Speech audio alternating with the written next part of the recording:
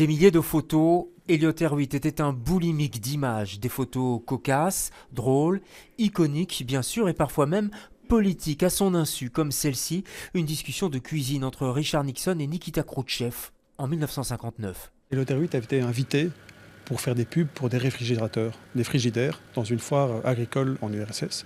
Et là, on voit Richard Nixon, pas encore président, qui rencontre Nikita Khrouchtchev, qui se disputent plutôt sur un sujet, on va dire, agricole, de qualité de la viande aux États-Unis versus URSS.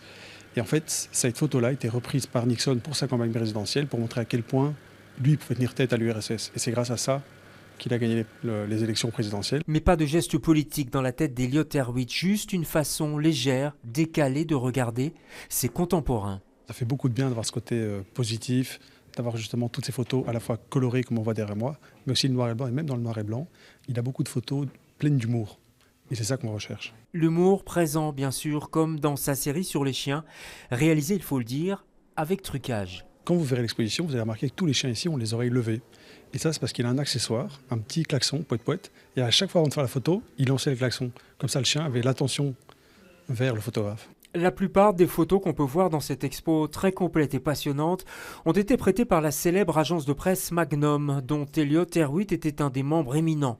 Mais celui qui se disait être à la fois reporter et artiste est toujours resté humble par rapport à son travail. Une de ses phrases favorites était que sa meilleure photo était celle qu'il n'avait pas encore prise.